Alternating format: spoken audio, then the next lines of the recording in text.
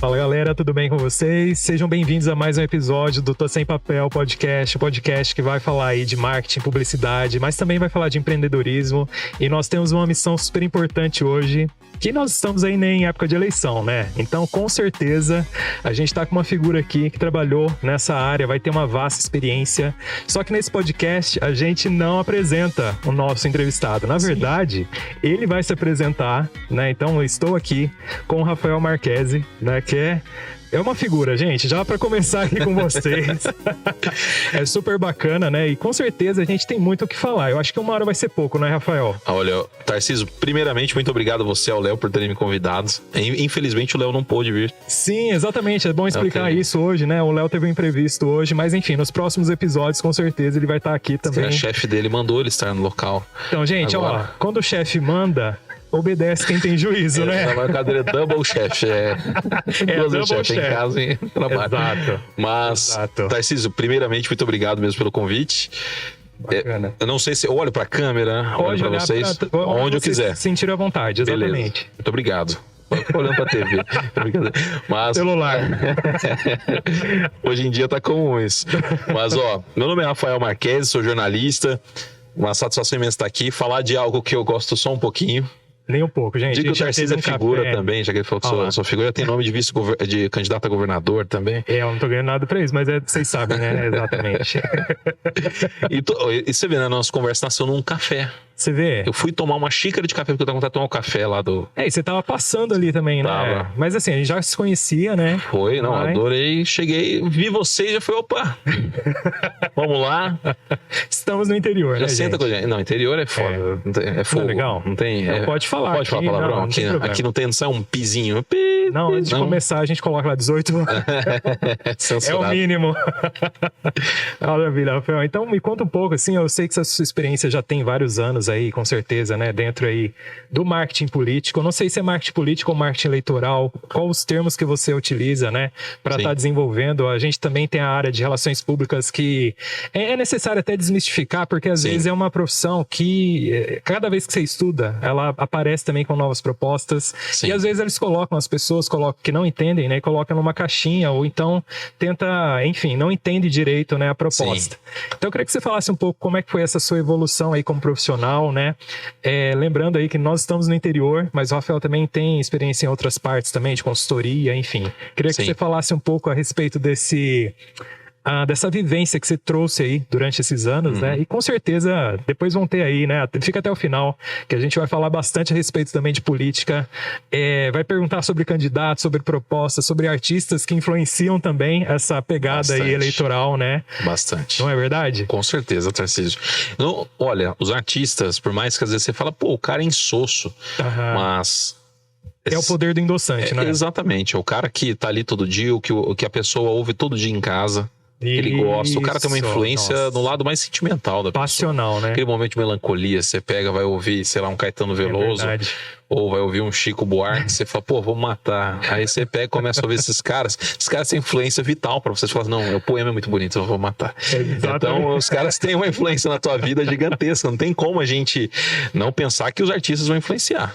À toa que todo candidato que entra, ele vai buscando apoio artístico, seja de um lado ou de outro, exatamente. Olha, o Brasil tem um celeiro, lógico, a gente vai chegar ainda nesse ponto também na entrevista, mas antes disso, fala um pouquinho então da sua experiência, como é que foi chegar até aqui agora aí, né, com seus 31 anos, gente, ó, 31, cara de 25. Menininho. Olha lá. Corpinho de 50.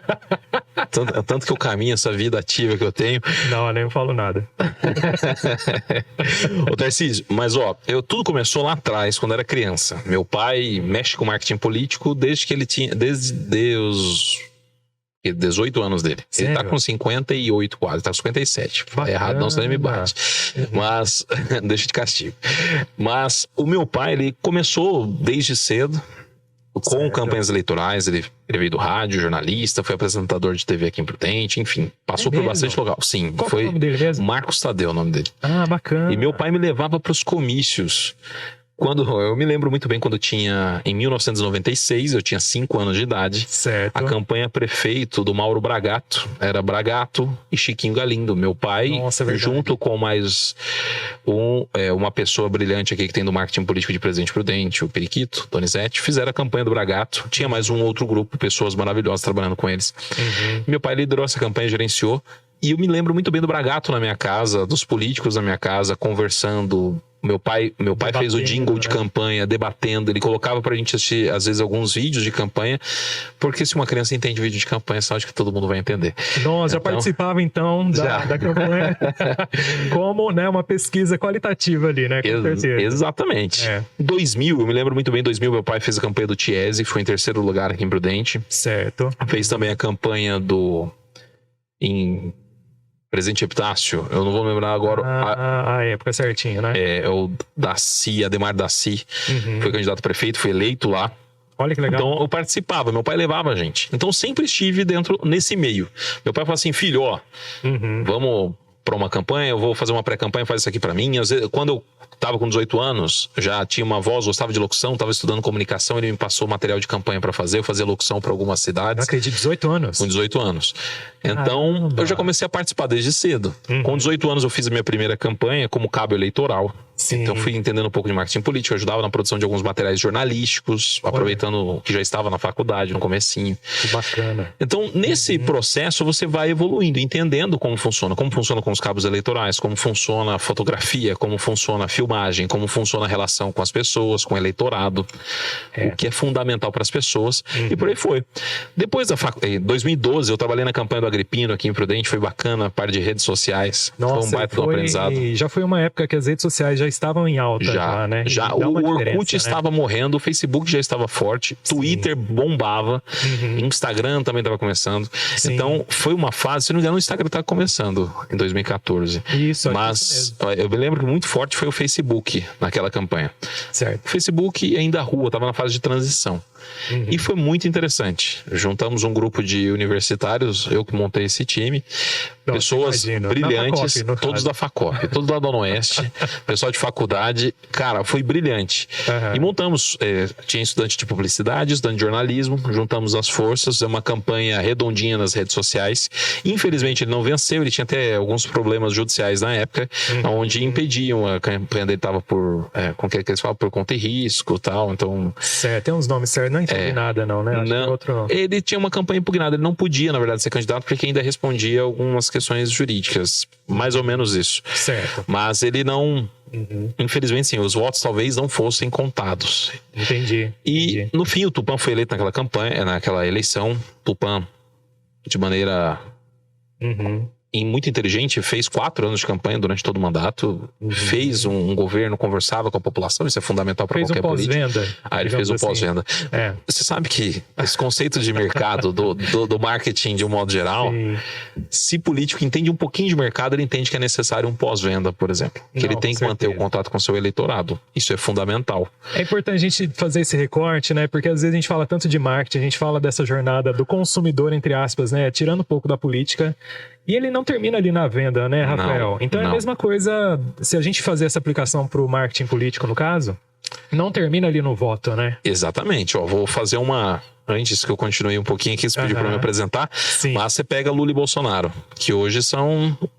polarizados. Está polarizado, com certeza um dos dois vai ser eleito presidente, não tem outro candidato que tem chance de ganhar. Você acha mesmo? Não tem eu acho que não tem. O meu candidato até é um dos que não tem condições, mas eu vou votar nele de qualquer forma. Certo. Porém, é bom a gente deixar claro que nem eu voto por convicção. Então, é outra questão. Olha, a gente nem precisa de questões aqui, que ele já vai conduzindo aqui. Jornalista é bom por isso. Gente, se é entrevista de jornalista, vai embora, né? Não precisa mandar parar de falar, né? Não, a gente não gosta de falar. Jornalista não gosta de falar. Só um pouquinho. Não, exatamente. Mas nessa briga Lula e Bolsonaro, de qualquer forma, você pega muita gente que eu conheço uma parte do eleitorado. Por isso que quando o PT usa retórica, fascistas, não. Você vai falar que o cara que votou a vida inteira no Lula é fascista? Não. Ele simplesmente ficou descontente com o que foi apresentado. Não vou discutir se houve roubo ou não houve. Estou falando da imagem. Se houve corrupção ou não, etc. Ele não se sente satisfeito com o PT, se sentiu indignado, enganado, essa é a sensação que eles falam, e passaram a votar no Bolsonaro. Agora, uma boa parcela desse grupo, que não é pequeno, se sente insatisfeito com o Bolsonaro. O que ele vai fazer? Votar novamente no Lula, ou a tendência é que ele fique entre os dois últimos ali da pesquisa, dos 4 primeiros, ele ficar com o terceiro ou quarto, que ele vai se identificar mais. E vai ao encontro também do que você falou a respeito também de votar por convicção ou não, né? Mesmo que muitos pensem assim, às vezes, de tentar votar em quem está líder nas pesquisas, só para aquele 0 e 1, né? Por exemplo, vou votar em um, por exemplo, no Lula, por questões, enfim, que teve lá, pode ter roubado ou não, né? Não vou entrar no mérito. E agora no Bolsonaro, que teve também uma experiência, digamos assim, com esse candidato que também não ficou satisfeito, né? Então ele pode voltar atrás, né? Então por isso não é tem essencial uma regra, né? Exato. E você perde o seu eleitorado se você não cuidar. Exato. É o seguinte, eu estou insatisfeito com um, mas ele tem suas marcas. Se as marcas, eu digo, os legados que um governo deixa. Isso. Se o governante, o legado dele não foi positivo, o outro me deixou um legado maior. Então volto pro outro. É a mesma coisa. Você vai comprar, vamos pensar, 2 marcas líderes de mercado, Adidas e Nike. Sim. Pô, usei Adidas minha vida inteira. Vou ter uma experiência com Nike agora. Decidi, a Nike me convenceu que ela é melhor. Tive 10 experiências com a Adidas. As últimas 2 não foram felizes. Falei, vou mudar de marca. Vou pegar a Nike, que é líder de mercado. Fui e não gostei da Nike. A tendência é o quê? Pô, voltar, usei 2 Nike, os 2 deram errado. Então vou voltar a usar Adidas, pelo menos de 10, 2 só deram errado. Por isso é muito fácil, às vezes, também, em outros casos, ou então de se reeleger, né? É uma questão também de experiência de compra. Gente, não tem jeito. A gente volta em comportamento do consumidor. Porque entra em heurística, né? Que é uma das questões assim também, né? Então, estou acostumado a comprar determinado produto. Então, é muito mais fácil que eu volte a fazer essa recompra, né? Exatamente. Do que investir só se eu tiver uma questão negativa ali, né? Totalmente. Cara, ninguém vota. As pessoas têm que entender que o eleitor não vota. Alguns votam de maneira ideológica muito mais profunda, né? Mais profunda, mas você vai falar que, pô, o Lula ganhou. Se ele tem lá 60% dos votos, 60% do povo brasileiro é de esquerda. Olha, se a gente pensar a massa, a maior parte das pessoas que falam comunistas, capitalistas, as pessoas não sabem nem o que é comunismo, nem sabem o que é capitalismo. Justamente. Não sabem nem o que é um, o que é outro. As pessoas não têm, não é uma ideologia. As pessoas querem saber o seguinte, a minha conta vai estar, eu vou conseguir pagar minhas contas, eu vou ter comida na minha mesa, meu filho vai ter uma boa escola, eu vou conseguir comprar papel higiênico. São coisas essenciais, a tal da pirâmide de Maslow. Nossa, muito. Essenciais. Se o candidato supre os básicos, exato. Eu vou suprir isso pro meu eleitorado, eu vou ser eleito o resto da minha vida. Exatamente. Eu tô aqui no Brasil, antigamente você ganhava como eleição. Eu pegava o cara, dava uma bota pra ele, se eu ganhar a eleição, você volta e pega outra bota. Porque o cara andava descalço na rua, na estrada de terra. Sim, às vezes a questão mesmo de arrumar os dentes, Nossa, as dentaduras. Gente, existe ainda, Rafael. Você que visita bastante cidades aí do interior desse Brasil. Eu dou uma coçadinha na cabeça, porque... Não precisa falar, né? Será que acontece em algum lugar ainda? Olha, isso? Vou ser bem sincero, eu mesmo nunca presenciei esse tipo de situação. Até porque hoje, se a gente pegar questão de campanhas eleitorais de 20, 30 anos atrás, existia. Não tinha aquele negócio até de dar abridor de garrafa com o nome do candidato, camiseta, pano de prato, xícara. Cesta, etc. Exatamente. Cesta básica. E tem candidatos que hoje dá cesta básica. Às vezes você pega notícias na TV de candidato que foi preso. Entendi. Mas qual que é o negócio? Se o cara não tomar cuidado, hoje eu tenho celular na mão, meu amigo. Eu vou lá e te gravo fazendo.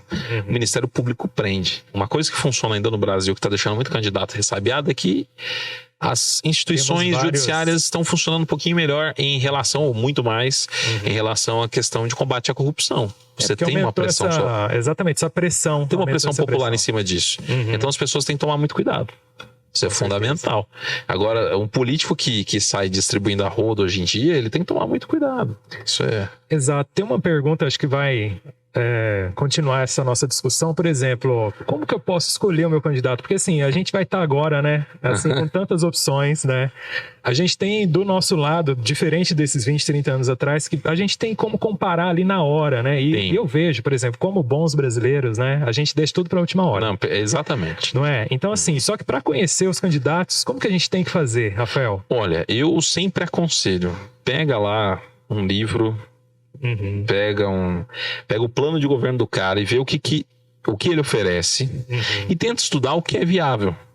Porque tem gente que oferece coisas absurdas. Já tem campanha eleitoral. Fica a dica, né? Fica a dica. O cara vai falar assim, pô, mas olha só, ele tá falando que vai fazer, sei lá, um projeto, um aerotrem. O cara vai fazer aerotrem. Legal, grande Levi Fidelix. Legal. Eu tenho uma foto com o Levi Fidelix, que uma vez eu encontrei ele em São Paulo. Falei pro meu amigo, tira uma foto. Esse cara é um ícone. É um ícone, mesmo que seja bizarro, é um ícone. Eu só tiro a parte do bizarro. Mas ele é uma figura ilustre. Ele é bem caricato. Sim. Então, aquele bigodão dele tradicional. Enfim, no caso do trem-bala, do aerotrem, ele... Se a gente falasse, pô, beleza, maravilha, mas é possível fazer o aerotrem? Como? Exato. Com que recursos? A gente não tem tecnologia no Brasil para isso. Ou não tinha. Talvez hoje tenha. Já começa tendo que importar isso aí você vai ter que fazer licitação. Aí tem um monte de interesse. E qual que é o negócio? Eles queriam fazer um aerotrem de São Paulo a Campinas. Nossa. Ok, maravilhoso. Para quem mora em Campinas, você faz por exemplo, conectando o aeroporto de Guarulhos e o Viracopos. Porra, a logística ia ser perfeita. Você fala, pô, pra Azul e pra Gol entrar num negócio desse, pra eles é maravilhoso às vezes. Eu paro de mandar busão pra lá e ter que me preocupar com o eleitorado. Só que o que os caras começaram a fazer? Não, vamos fazer. Aí começa assim, ó, São Paulo a Campinas é uma linha reta. Sim. Aí começa o prefeito de uma cidade, ou um deputado que é de tal cidade, falando, passa pela minha cidade, vou fazer uma curva aqui, faz uma estação também. Que daí entra, pra mim é bom. Então começa a mudar, o que acontece? Muda todo o trajeto da coisa, o projeto não anda. Já fica praticamente inviável, né? Fica praticamente inviável. Infelizmente. Entendi. É muito triste isso, mas é coisas do Brasilzão, velho, que a gente tem. Exato. Então acho que eu venho também de uma cultura muito antiga, assim, de corrupção, vamos, né, falar abertamente também, né? Total. Então, assim, esse toma lá da cá, algumas preferências. Então, como é que a gente pode quebrar isso, nós como professores, né? Vou entrar nesse mérito também. A gente pode educar, porque assim, não é uma coisa que vai mudar do dia pra noite, né? A gente tem consciência disso, a gente gostaria que não, né? Mas sendo um pouco sincero, eu acho que a gente pode tentar, ou bem sincero, né, nesse sentido, como é que a gente pode tentar minimizar isso e mostrar também, porque, por exemplo, tivemos seriados aí como Mecanismo, né, que trouxe ali também. O Mecanismo foi legal. Algumas coisas que estão estruturadas aí na nossa cultura, né? E a gente sabe que para quebrar isso leva tempo, a gente precisa pensar em políticas públicas também para ajudar nesse sentido, né? Olha, o primeiro passo é ver quem a gente... Sabe que o Brasil tem um câncer. O problema do Brasil não é a Câmara dos Deputados, porque a Câmara dos Deputados, se a gente pensar no sentido de democracia, ela é maravilhosa. Que é a função, o parlamento, ela tem que auxiliar o presidente e fiscalizar o poder executivo. Sim. Só que o que acontece? Quem a gente põe lá, cara? A gente põe cada um, por exemplo, eu vou pegar uma figura ilustre, Roberto Jefferson. Recentemente ele começou a ser ovacionado. Só que, o cara foi... Quando ele denunciou o Mensalão em 2005, olha a lógica. O cara ele denunciou o Mensalão e foi preso porque ele pegou 4 milhões de propina, só que ele ficou indignado, porque eram 20 milhões o acordo que o Zé Dirceu tinha feito com ele. Aí ele decidiu denunciar. Ele decidiu ser preso porque ele não recebeu... ele não recebeu 20, mas sim 4 milhões de corrupção dos Correios. Aí o que acontece? Sentiu lesado, né? Sentiu lesado. Aí o cara apoiava o Lula. E agora vem o Bolsonaro. O Bolsonaro põe esse cara do lado dele. Quando o cara foi preso, viu que o negócio ia ficar feio pra ele, o Bolsonaro deixou ele de escanteio. Mas abraçou ele durante um longo tempo. Justamente. Então, tanto é que os caras fizeram vários memes com aquela história de Xandão. Sim. Xandão. Por quê? Porque ele tem aquele vídeo dele. Então, qual que é o grande problema? É cultural. Aí eu, vou eleger o fulano de tal, que sempre votei nele, fez muito pela minha cidade. Mas, vê a vida pregressa do cara. O cara ficou quantos anos na Câmara e o que ele fez pra tua cidade? O que ele fez, além de buscar recurso, ele propôs algum projeto de lei? Sim. Você tocou num ponto importante, porque às vezes o brasileiro ele não tem e não quer entender de política, ele não quer procurar a respeito disso, né? Sim, não. Eu acho que no café a gente conversou também a respeito, que eu tinha até perguntado e pergunto novamente, né, para o pessoal entender se você acredita nos institutos de pesquisa, né? Eu acredito. Não todos, mas acredito. Inclusive, outro dia minha esposa, eu acho que eu falei naquele dia no café, sim. Minha esposa ficou indignada comigo outro dia. Eu dou aula das 9 no sábado, dou aula lá na Vox, das 9 às 17. Escola de oratória, né? Escola de oratória, a melhor escola de oratória. Pode fazer um merchan? Pode fazer. A melhor escola de oratória da América Latina, é a maior também, que tem a sua Unidade tá completando 1 ano essa semana, viu? 1 ano? 1 ano. Hoje à noite a gente tem até evento lá, vai ser bem bacana. Meu, muito rápido, né? Você vê que o tempo passa super bacana. O tempo passa, um piscar de olhos. É rapidão. Manda um abraço então pro Pitágoras e pra Carol também, né? Pra Carol, tem o Luiz Henrique, a Bruna, a Jandira. São os meus patrões, né? Lá. São tudo gente boa. Não tô puxando o saco do patrão, não. Tô falando a mais pura verdade. Mas, sim, olha, os institutos de pesquisa. Eu fiquei lá de madrugada, de sexta para sábado passado, minha esposa brigando comigo, falou, vai dormir, pô. Eu falei, calma, eu tenho que tirar uma dúvida da minha cabeça. Eu sou assim, tô com um negócio, vai mudar na minha vida? Não. Mas eu vou pesquisar porque eu não gosto de ficar alienado às coisas. O Datafolha, por exemplo, já vou citar, que tem sido bastante questionado. Datafolha, Ibope. Se você pegar todas as projeções de pesquisa do Datafolha, de 1998 para cá, ele nunca errou. É mesmo? Nunca errou. Isso é histórico. Pega principalmente as do segundo turno. A última eleição, nos grupos bolsonaristas, soltaram uma informação seguinte. Datafolha está dizendo que Haddad vai ganhar em São Paulo, na cidade de São Paulo. É óbvio que o Haddad ganharia em São Paulo. Ainda ficou meio empatado. Certo. Mas o Datafolha apontou 56-44 para o Bolsonaro no Brasil. E foi o resultado da eleição. Justamente ali, né? Justamente, eles acertaram na mosca. A gente não tá falando de um instituto que faz só campanha eleitoral. Pô, os caras fazem pesquisa de mercado. Eles têm o Top of Mind mais famoso do Brasil. Top of Mind da Folha é referência. Tem revista do Top of Mind da Folha. Que a Coca-Cola anuncia. Um monte de empresa gosta de participar porque sabe da importância. Agora, o Datafolha vai colocar o nome deles em xeque? Nem lascando. Exatamente. Tem todo esse know-how que eles precisam manter até como instituto, né? Exatamente. Trabalha com isso, né? Com as amostras, etc. Exato. Né? E você conhece o jornal que ganha dinheiro hoje? Jornal? É. Hoje em dia... Agora, né? Hoje, com digital, né? Com o digital, então. Teve essa mudança dos jornais, mas eles ainda estão passando... Ainda existe um processo de adaptação dos veículos digitais. Sim. Diminuiu o número de anunciantes, eles estão ganhando com o quê? Muitas vezes assinatura no YouTube, utilizando outras plataformas para se viabilizar financeiramente. O Datafolha é do Instituto Folha, ou seja, é uma forma da Folha ganhar dinheiro, onde eles mais ganham. Então a Folha de São Paulo não vai abrir mão disso. Sim, agora, se eles estiverem errados, é como... Ontem eu li um artigo muito interessante que fala o seguinte: o maior erro que vai acontecer em breve é se, quando sair o resultado da eleição, um instituto vai pro saco. Pelo menos um. Porque o Paraná Pesquisas apontou 13 pontos de vantagem do Bolsonaro. Nossa, é muita coisa, né? É muita coisa. Mesmo com as margens de erro, né? Então... sai o resultado da eleição... 95% de confiança. Exatamente. Só que foi um instituto que fez 16 serviços para o governo de maneira gratuita nos últimos anos. Então, talvez tenham interesses. Certo. Não sei.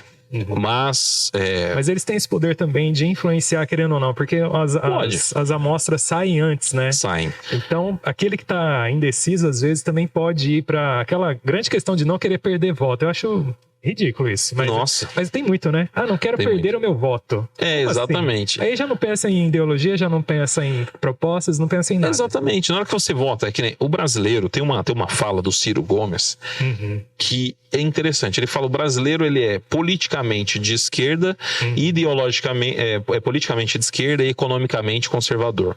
Certo. Economicamente, é mais ou menos o seguinte: o brasileiro de costumes, se eu falar de costumes, ele é híbrido. O brasileiro, ele quer o seguinte: casal tradicional, hétero, a massa, se a gente pensar, e que seja família, bonitinho, lá o casalzinho e tal. Só que o brasileiro não é nada liberal na economia. Nada. Porque o brasileiro gosta de uma assistência social. E não estou falando do brasileiro classe baixa. Estou falando daquele cara... da média da população. Cara, o cara que tem uma empresa hoje, que o faturamento dele é alto, ele vai pedir dinheiro no BNDES. É estatal. Sim. Hoje não... Então, assim, não existe um liberalismo pleno. O cara depende do Estado para tudo. E se um dia o Estado não existir da forma que ele existe... todo mundo quebra. Interessante. E esse é o grande ponto. Então, o Brasil não é para amadores, né? Não, nem um pouco. E uma coisa... Nossa, cara, o Brasil é muito complexo. Exato. E você falou aquela hora da questão cultural. Como que a gente muda isso? Com educação. Você vai ter que fazer uma educação de qualidade. Uma educação que, de fato, um país que invista na ciência.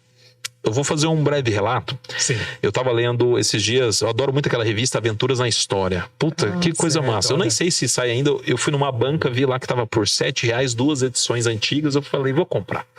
E eles estavam falando sobre a guerra das vacinas. Caramba! Foi uma lançada na época da pandemia. E a guerra das vacinas lá, quando a vacina foi criada, a primeira vacina, o Jenner, alguma coisa Jenner, que foi o criador da vacina, um britânico. Cientista. E ele, um cientista britânico, ele foi vacina para varíola. E ele observou o quê? Que as pessoas que tiravam leite da vaca tinham sintomas muito mais leves de varíola. E naquela época, imagina, na Europa, mataram mais de a varíola matou 400 mil pessoas num período de 2-3 anos. Sim, não, foi uma coisa absurda, a população da época. Então matou muita gente e tal. O que ele fez? Ele percebeu, ele começou a colher sangue e amostras do pus dessas pessoas e percebeu que ali dentro tinha o combate, a defesa. E começou a aplicar em outras pessoas. Ali foi nascendo, imunizando. Certo. Só que quando isso chegou no Brasil e em alguns outros lugares mais conservadores, principalmente muito religiosos da época, na própria Europa, falavam que quem tomasse a vacina viraria uma vaca. Meu Deus, nem era jacaré, né? Nem era jacaré. Exatamente. O problema é que no Brasil adaptaram isso. O presidente fez sabiamente isso com a sua assessoria. Trazer uma coisa histórica, na verdade, nada em vão. Entendi. Mas ele fez um uso muito claro disso. Só que, vale lembrar, se a gente não educar as pessoas, entender o papel da ciência de um modo geral, não digo só ciência médica, mas a ciência médica, aeronáutica, para toda a parte de engenharia, para a parte nossa de humanas, de comunicação, ciências sociais aplicadas, cara, todas elas, se a gente não tiver uma ciência, tiver institutos que façam pesquisas, se a gente não tiver uma CNPq atuante, uma FAPESP atuante, as próprias universidades engajarem, o país não anda para frente. Aí fala, pô, o mundo inteiro publica pesquisas brilhantes. É claro, lá tem incentivo.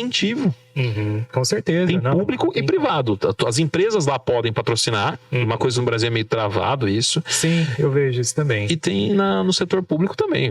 Interessa ao Estado. Você pega quantos caras da NASA, do governo norte-americano, pegou lá da universidade de não sei onde para fazer. E às vezes, por exemplo, o Brasil pode ser até mais pesquisado de fora, né, do que aqui dentro, às vezes, porque igual a política, a gente vê, né, que vem vários estudantes também do exterior para tentar entender a economia, a política, porque é algo que acontece só aqui, né? Exatamente. Ainda mais pelos vizinhos que a gente está tendo também, enfim, a gente ainda consegue se manter de certa forma, né, com essa economia, mesmo sendo uma... Olha, algo complexo. O Brasil, assim... Vou pegar uma frase do Câmara Cascudo, que o Brasil não tem problemas, ele tem soluções adiadas.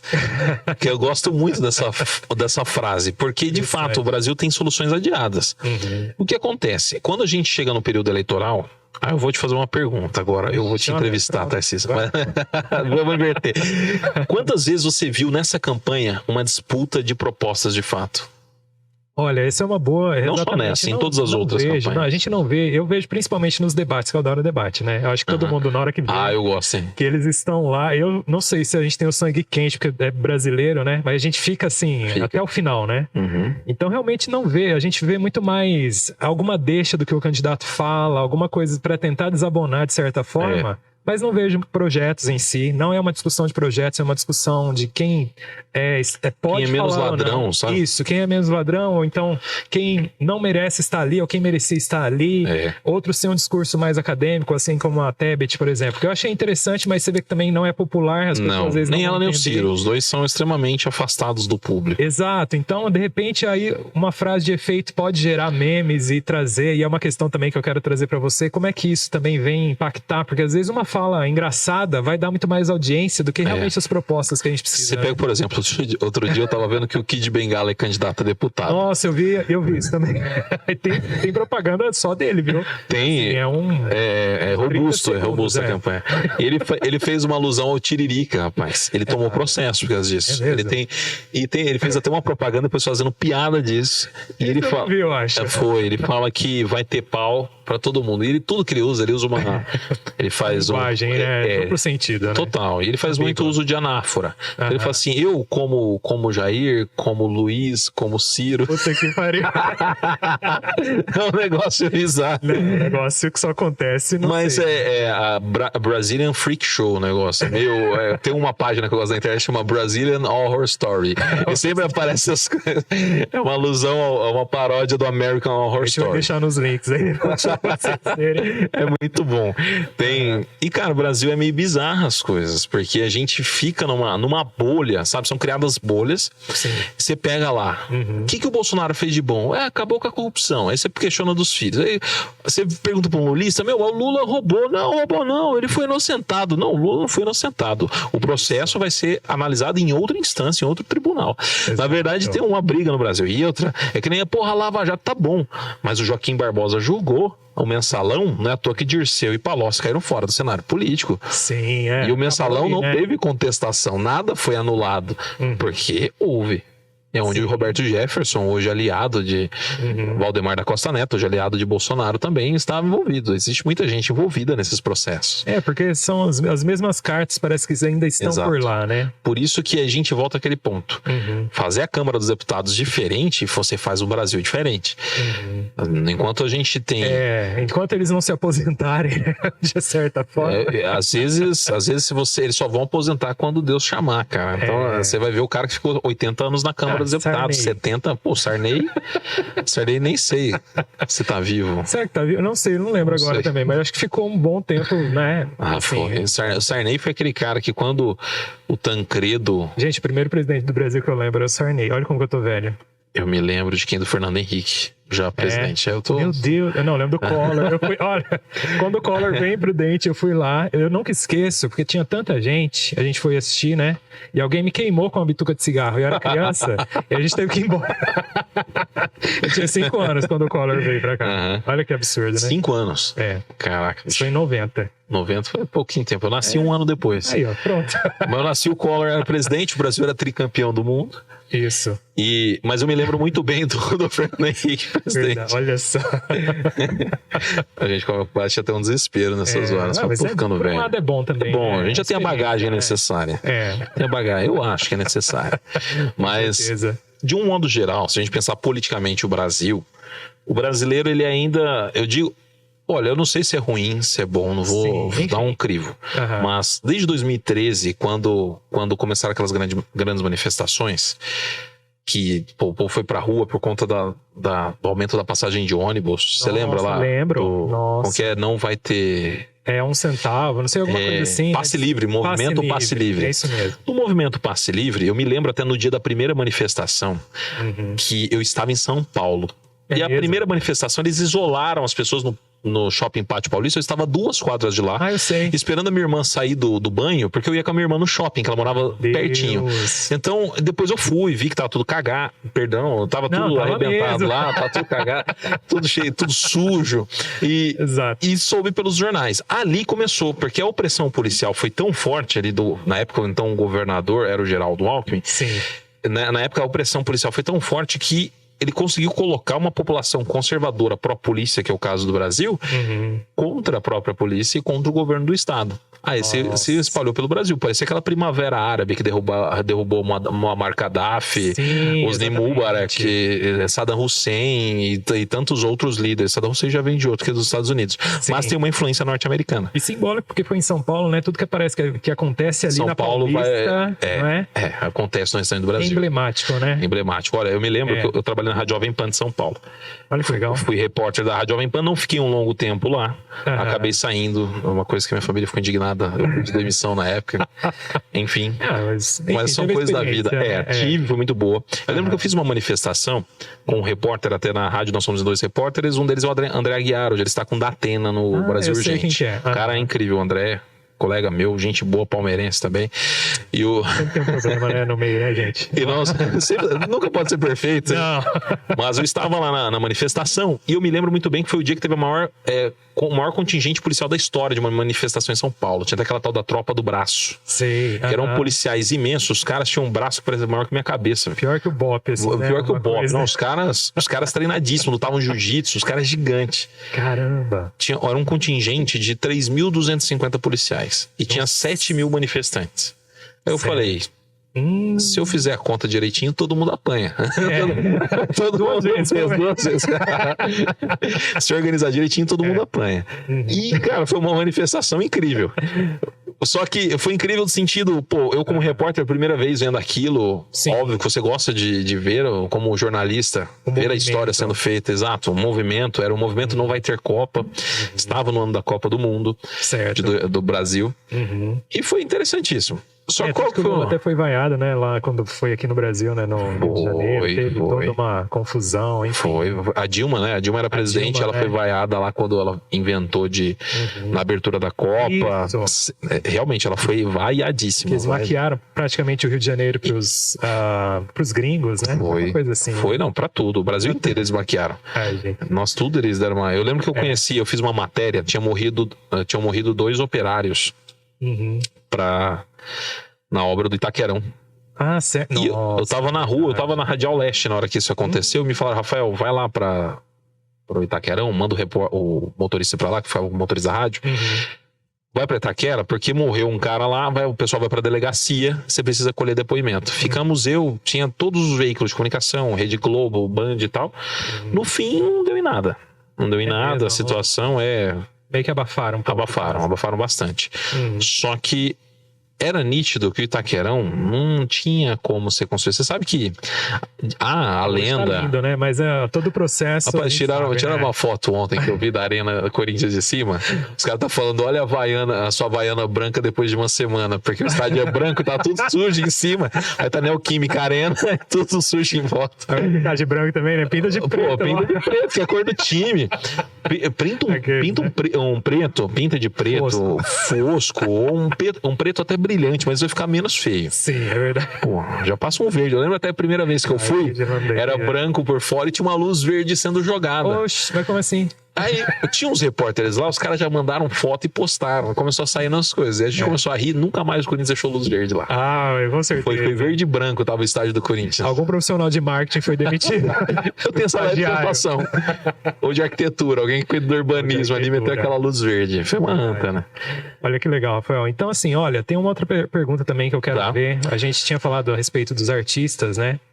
Hoje a gente vê que tem vários artistas que declaram realmente seu voto. Total. Colocam nas redes sociais. Um dos exemplos que a gente vê é a Anitta, né? Que ela tem uma voz aí, agora até internacional, porque ela ganhou muitos prêmios, né? E temos aí uma legião de fãs, não só fãs, mas pessoas que admiram. E como a gente estava falando, né? Qual que é a influência que esse artista pode ter? Não só nessa questão dos presidenciáveis, mas também dos outros departamentos, deputados, etc. Ou então mesmo, se você tem algum caso aqui da regional, por exemplo, ou não só daqui, né? Mas, por exemplo, para prefeitos também isso acontece bastante, né, Rafael? Bastante.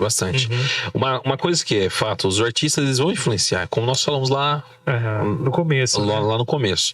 Quando você gosta, o artista ele influencia em tudo, cara. Vale lembrar que música é usada como ancoragem.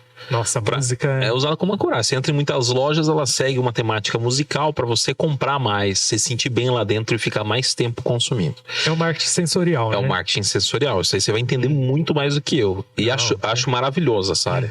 Marketing sensorial. Você trabalhar a ancoragem na pessoa, é que nem o cara vai entrar no ringue do UFC, ele entra com esse AC lá, som torando. Por quê? Porque aquilo joga o cara lá em cima, no psicológico dele já estimula o cérebro a lembrar de algo, aquele momento, eu tenho que entrar, eu tenho que arrebentar o cara, eu tenho que ganhar essa luta.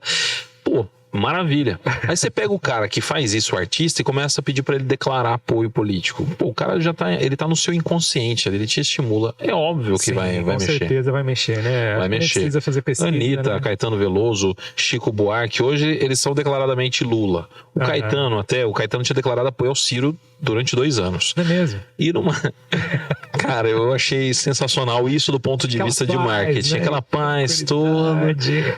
O Caetano gravou um vídeo pra campanha do Lula essa semana e ele faz o seguinte: olha, com todo respeito à biografia do Ciro, as propostas que tem ao Brasil, para mim são as melhores, mas na atual conjuntura, para tirar o que se tem, eu viro meu voto e ele faz assim, eu viro o Lula. Ah, sim, com L, né? Então ele pegou o maior apoiador artístico do Ciro e tirou e colocou pra apoiar o Lula. Caramba. Tem influência, tem total. Influência, né? Tem influência e no total. regional também acontece. Eu acho que a gente tá numa região muito sertaneja, bastante. né? E a gente vê também isso acontecendo aí, né? Nos shows, enfim, né? Tem, principalmente em cidades, por exemplo. Você pega ali região de Sorocaba, Ribeirão, saem muitos artistas. Sim, nossa. Ali eles pegam as cidades, ali os prefeitos abraçam os candidatos dele. Sim, com certeza. Que influenciam. Zé de Camargo, esses caras. Né? Tem os padrinhos. Você pega que, né, quem fez uma jogada muito inteligente de pensar artística desde o começo, não sei se foi muito inteligente, mas foi interessante. Pontual ali, né? Pontual. De certa forma.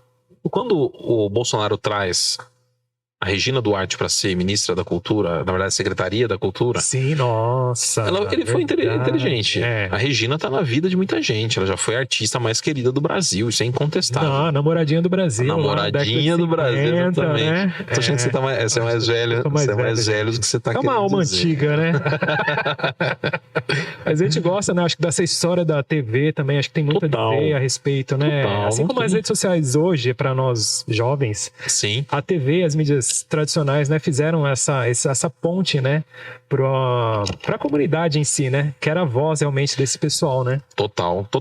E você pega esses artistas hoje, que nem o Malvino Salvador foi um ator também que apoiou o Bolsonaro. Que saiu da Globo, né? Que saiu da recentemente, Globo. Né? Foi por conta... Há quem diga que foi por conta desse apoio ao presidente. Que o presidente já declarou oposição à instituição e ele estava sendo a favor do presidente, logo. Campanha, né? Infelizmente a gente está nesses dois polos. Mesmo que indiretamente. Acho muito triste. Então você tem um apoio artístico que influencia demais, né? Bruno Gagliasso e a Giovanna Elbank, apoiando o Lula hoje. Então você tem uma diversificação. Que se separaram um pouco tempo, é isso mesmo? Eu ouvi falar que tinha separado. Falei, gente, não entramos aqui no Leão Lobo, gente. Começando agora fofocalizando. Livre Andrade, pode entrar. Mas olha que interessante, porque isso tem a ver mesmo, né? Parece que não, mas a vida desses famosos também vão influenciar uma galera, né? Totalmente. Então isso faz parte também do marketing político, né? Faz, cara. O marketing político, você tem que agregar o máximo possível.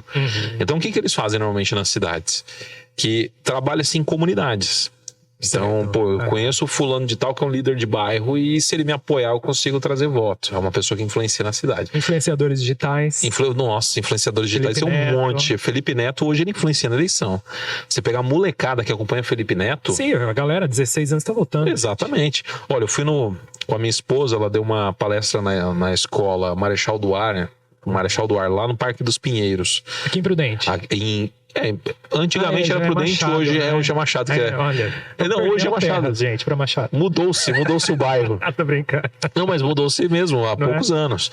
E o que acontece? Ela foi lá na escola e, querendo ou não, a gente está saindo da região central da cidade. Certo. E muitas vezes nós olhamos somente o que?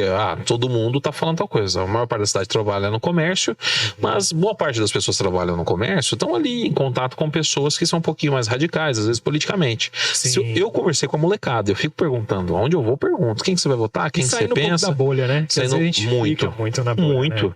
Né? E assim, você pega uma outra pessoa que mora numa outra cidade, num bairro mais afastado do centro, com pessoas com uma molecada que hoje não faz mais na parte da minha bolha. Antes eu dava aula para adolescente, agora não dou mais, dou aula para adulto. Com certeza. Então, quando você sai disso, eu gosto de entender.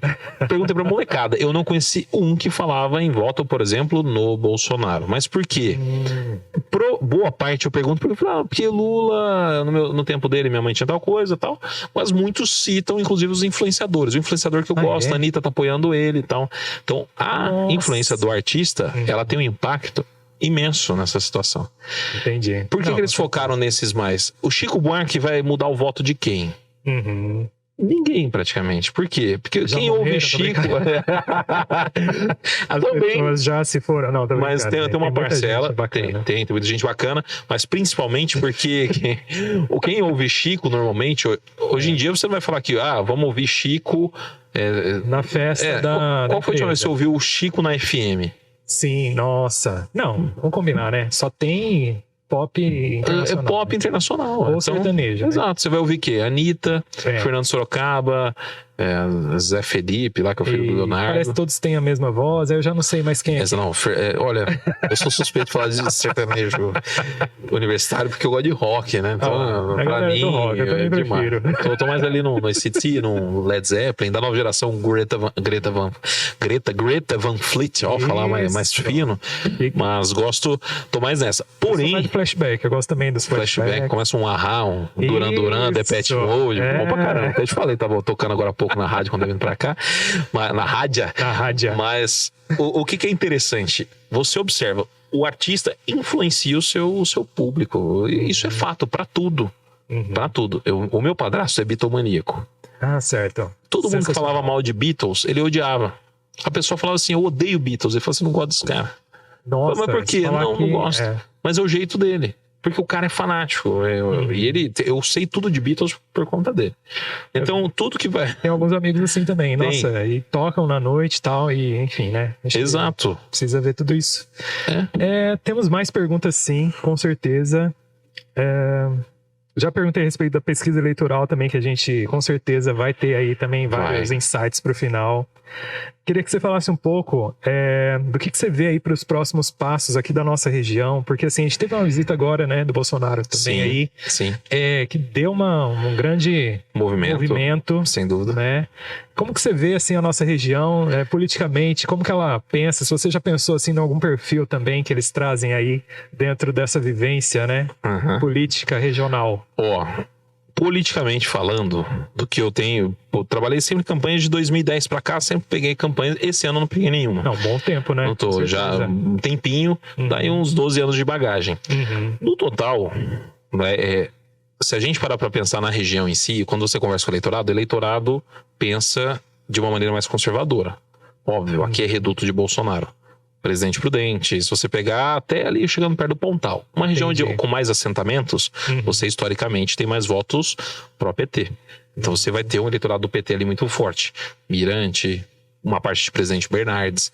Se você pegar Teodoro Sampaio, Epitácio, tem uma parcela. Tem um candidato a deputado federal por Epitácio que é do PT. Então... e é empresário.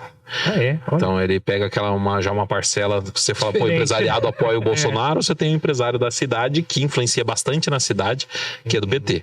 Então o que acontece? Se nós pensarmos de uma maneira histórica, aqui o Bolsonaro vai estourar de voto. E a presença do Bolsonaro no Parque do Povo movimentou muita gente. Só que aí você para pensar. Quem estava lá eram pessoas que antes tinham uma visita desse tipo, ela só não ia. Dessa vez ela foi e ela sempre votou Bolsonaro.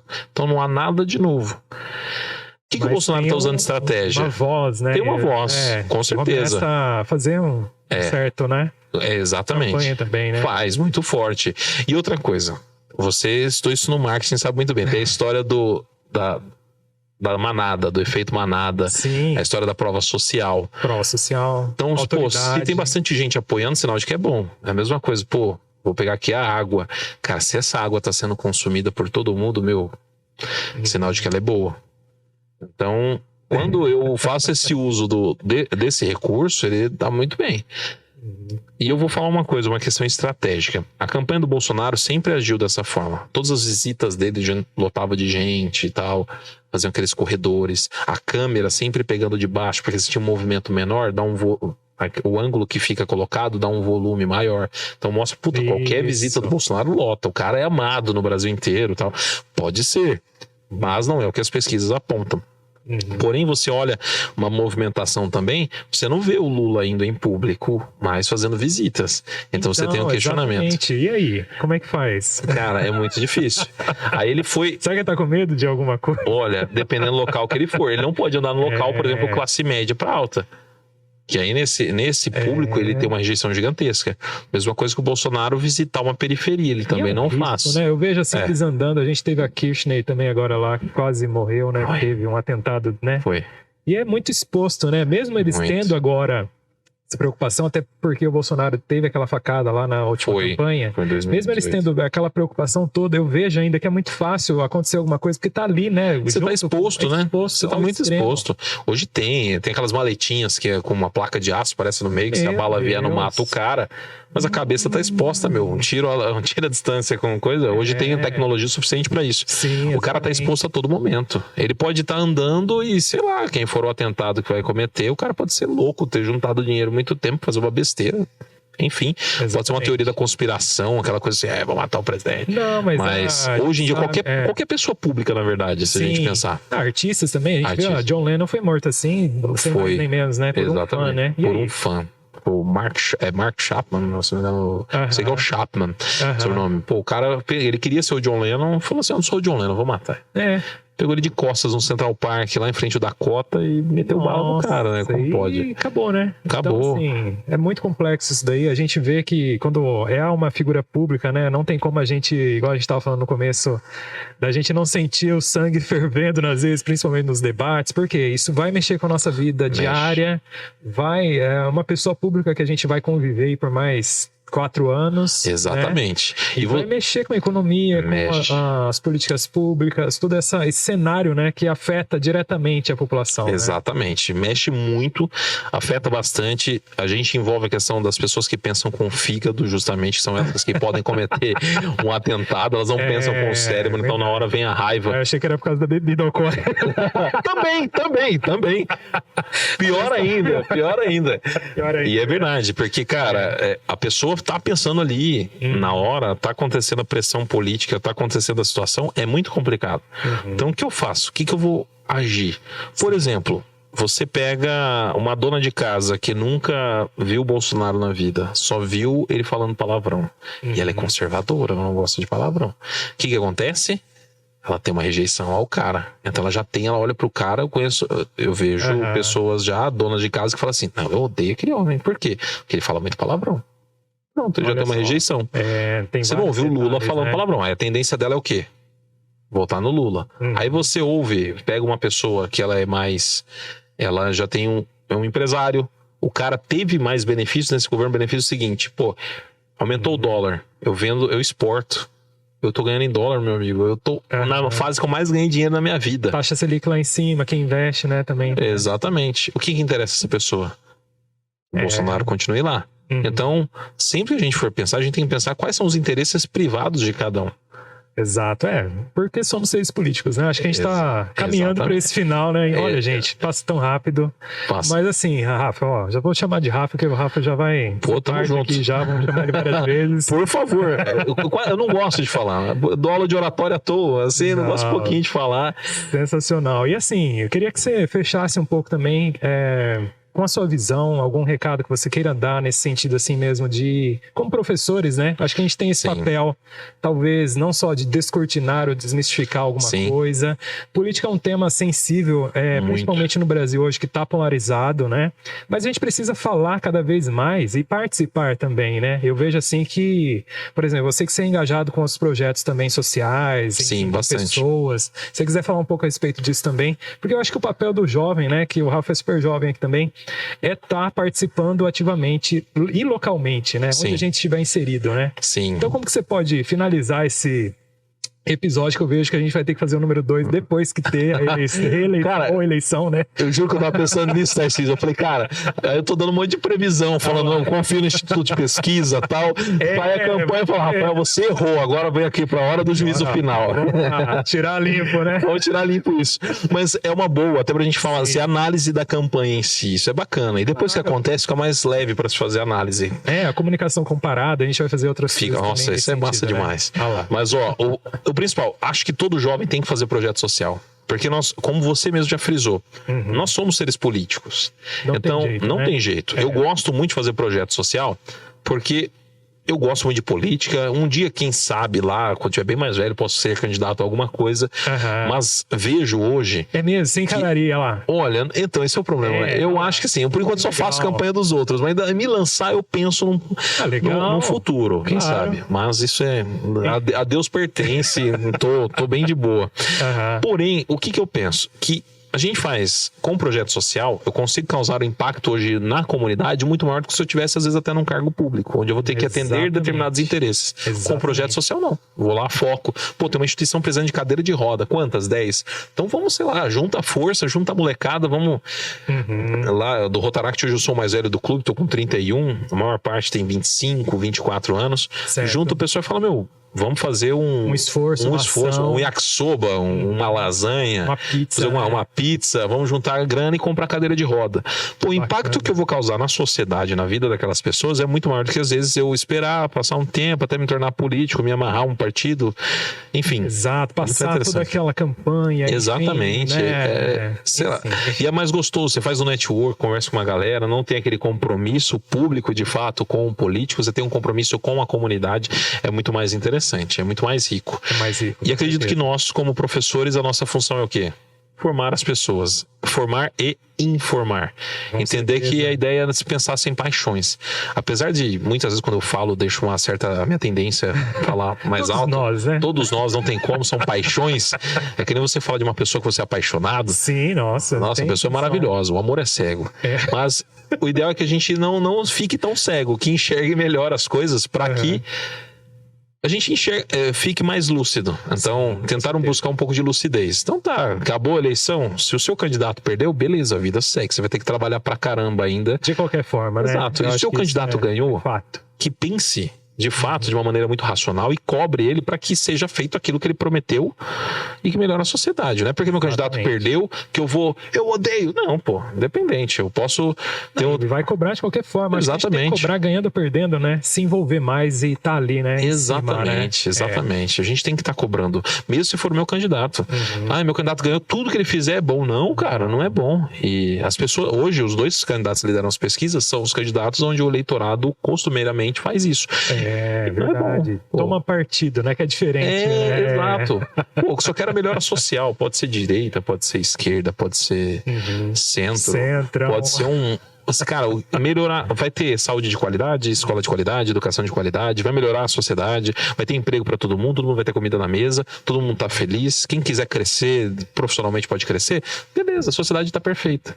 Exatamente. Isso é uma utopia? Pra caramba, mas a gente tem que correr atrás dela de qualquer forma e buscar vejo assim isso, também. cobrar. Acho que os objetivos têm que ser muito mais acima do que a gente tá vivendo, porque senão a gente fica sempre no mesmo patamar, né? Exatamente. Então eu vejo também nesse sentido, né? Eu acho que traz aí um benefício geral, local. Acho que a gente começa do pequeno, do micro pro macro, né? Não tem como a gente querer resolver o Brasil de um dia pra noite. A gente tem que ver, né, a nossa região. A gente tem coisas boas aqui, né, Rafa? Nossa, total. Nossa região é linda, né, Tarcísio? A gente tá no Inova aqui, né? Mandar um abraço aí também pro pessoal do Inova, que a gente tá tendo a oportunidade de fazer esse estúdio aqui também, né? Então, cara, olha, aí. Não existe...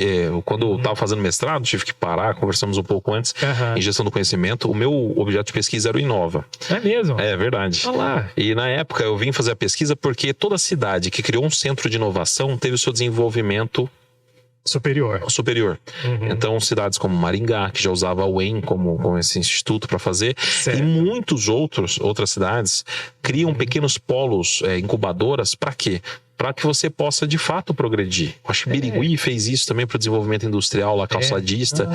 Então, quando você faz isso, a cidade desenvolve. Então, você tem o Inova, você tem a Batata Doce, que tem uma associação hoje muito aguerrida, que faz um trabalho interessante. A gente tem um festival de batata doce, a Batatec. Temos cachaça de batata doce, cerveja de batata doce, pratos que os restaurantes têm. Tem uma pizzaria imprudente, que devido ao Batatec do ano passado, eles criaram uma pizza com massa de batata doce, que é maravilhosa. Essa eu não sabia. Fica a dica, né? É boa demais, Eu sempre vou lá, pego dessa, uma de civeta lá, porra, é maravilhoso. Poxa vida, gente do céu. Então, tudo isso é muito bom. E um detalhe, só pra... Sim. Como jornalista, é que nem a história, a gente falou do Instituto de Pesquisa. Toda a campanha eleitoral que eu fiz, eu sempre confiei nas pesquisas, porque eu tenho 2 amigos pesquisadores que fazem, já foram sócios, hoje eles são separados da sociedade, mas os 2 seguem a mesma metodologia e são muito bons. Daqui de Prudente? Daqui de Prudente. Legal. E as pesquisas deles batem com as campanhas eleitorais. O resultado tá igualzinho. Então, eu não acho que meus amigos vão lá na urna e altera o algoritmo lá e fala assim, olha, fulano vai porque tem que estar certo. Não existe isso. Eles acertam, existe ciência em cima disso. Quem está fazendo não faz. Então, a pesquisa eleitoral não deu aquilo que você acredita, não fique com raiva. Espera o resultado, só vai lá para a urna. Tem gente que pode votar por tendência, mas, sinceramente... Boas partes das pessoas já estão definidas, já sabem quem vão votar. Isso não vai mudar em nada. Não é porque eu vi, o Bolsonaro vai perder, o Lula vai perder, eu vou votar então no outro que vai ganhar. Ainda mais nessa altura do campeonato, que parece que as propagandas estão mais cutucando uns aos outros. Exatamente, é mais um campeonato de alfinetadas do que de fato uma situação. Então, exatamente. A gente tem que pensa de maneira racional e vai na fé, sabe? Tudo vai dar certo. De qualquer jeito, independente de quem ganhar, a gente vai continuar trabalhando pra caramba. Trabalhando muito. Exatamente. Então, assim, lógico, né? A gente fecha esse episódio, né? Com dor no coração, porque já usamos o horário, mas, né? Sim. A gente poderia ficar aí horas, né, Rafa? Com certeza, o maior prazer do mundo. E agradecer a você, ao Léo, pelo convite. Bacana. Espero. Olha, o pós-eleitoral, depois do dia 2 de outubro, a gente, dependendo do resultado, a gente já marca um. Deixa só acontecer que a gente vai ter acontecer. Se tiver segundo turno, a gente vai. Espero o segundo turno, senão, o maior prazer do mundo. Obrigadão pelo convite, viu, Tarcísio? Obrigado mesmo. Com certeza. Nossa, obrigado então, Rafa, aí pela parceria, né? Eu acho que a gente trouxe aí, né, um assunto que tá super em alta, né? E com certeza a gente precisa definir isso, ou se você já definiu seu voto ou não. O importante é que a gente venha falar, mas falar também com respeito, né? Eu acho que a gente precisa colocar isso como um diálogo não passional, não de uma novela mexicana, né? Como a gente vê muitas vezes acontecendo, né? Mas mesmo de discutir projetos, discutir ideias e não falar apenas de pessoas. Eu acho que as ideias estão superiores, né? Perfeito. Não é campeonato de futebol. Pensa de uma maneira menos emotiva, mais racional, que isso tem vai dar certo. Vai dar certo e o Brasil precisa justamente de pessoas que pensem sem o coração. Exato. Assim, você tem que colocar o coração. A gente tem que ter humanidade.